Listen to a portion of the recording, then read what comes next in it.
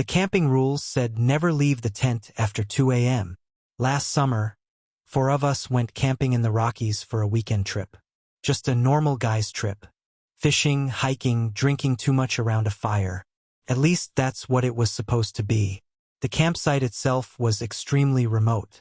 No service. No nearby roads. Just miles of forest surrounded by mountains. When we checked in at the ranger station, the old woman working the desk handed us a map along with a printed sheet of rules. At first they looked normal. No fires after midnight. Store food properly. Watch for bears. Then I noticed the last rule. If you hear whistling after 2 a.m., remain inside your tent. I laughed immediately. So what's that about? Mountain people ghost story? The ranger didn't smile. She just said, seriously, don't leave the tent. That should have been enough warning. Instead, we joked about it the entire drive to the site. There were 4 of us total. Me, my friend Tyler, his cousin Mark, and a guy named Jason from work. We reached the campsite around sunset. Beautiful place. Tall pines surrounding a clearing beside a small lake. No other campers nearby. At least none we could see. The first night was normal. We drank around the fire telling stupid stories until around 1:30 a.m. before finally crawling into our tents. I shared one tent with Tyler. The others slept nearby. At exactly 2:17 a.m., I woke up to whistling. Faint. Far away in the woods. 3 short notes repeating over and over. Tyler was already awake staring toward the tent wall. You hear that? He whispered. I nodded. The whistling sounded distant enough that I wasn't worried at first. Probably another camper messing around. Then it got closer. Not gradually. Suddenly. Like whoever was making it had crossed half the forest in seconds. The sound now came from somewhere near the lake. 3 short whistles. Pause. 3 more. Then silence.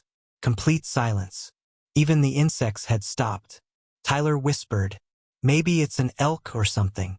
Then we heard footsteps outside the tent. Slow footsteps circling the campsite. Crunch, crunch, crunch. Not animal footsteps. Human. We both stayed completely still. The footsteps stopped directly outside Jason's tent. Then someone whistled softly right beside it. 3 short notes. Jason unzipped his tent immediately. Who's out there? Worst mistake he could have made. The footsteps stopped. No answer. Jason stepped outside with his flashlight. I remember unzipping our tent slightly to look. The campsite appeared empty. Fire completely dead. Trees swaying gently. Jason turned slowly in a circle, shining his flashlight into the woods. Very funny, he muttered. Then from somewhere deep between the trees, someone whistled back. The exact same 3 notes. Except louder. Much louder. Jason froze. Then another whistle came from the opposite side of camp. Then another behind us. Then another. Within seconds, whistles surrounded the campsite from every direction. Dozens of them. All answering each other through the darkness. Jason sprinted back toward his tent. Halfway there, his flashlight illuminated something standing at the edge of the trees. Tall. Too tall. At first I thought it was a tree trunk. Then it moved. The thing stepped into the moonlight slowly. Its arms hung almost to its knees. The skin looked pale gray. And its face, no eyes, no nose. Just a wide mouth stretched across its head. Then it whistled. But the sound didn't come from its mouth. It came from somewhere inside its chest. Jason screamed and ran for his tent. The creature tilted its head slightly. Then every whistle in the forest stopped at once. The silence that followed felt worse. Then the thing moved. I've never seen anything run that fast. 1 second it stood near the trees. The next it slammed into Jason hard enough to knock him sideways across the campsite. He screamed once. Then the creature dragged him into the woods so fast he barely had time to fight. The darkness swallowed both of them instantly. Mark burst from his tent yelling Jason's name. I grabbed him before he could run after them. You didn't see that thing? I shouted. Before he answered, the whistling started again. Closer now. Right outside camp. Something circled our tents slowly through the darkness. We could hear breathing. Heavy, wet breathing.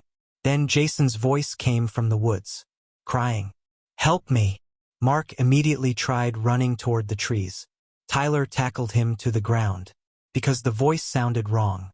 It was Jason's voice, but flat, emotionless, like someone imitating fear without understanding it. Then Jason's voice called again, from a different direction.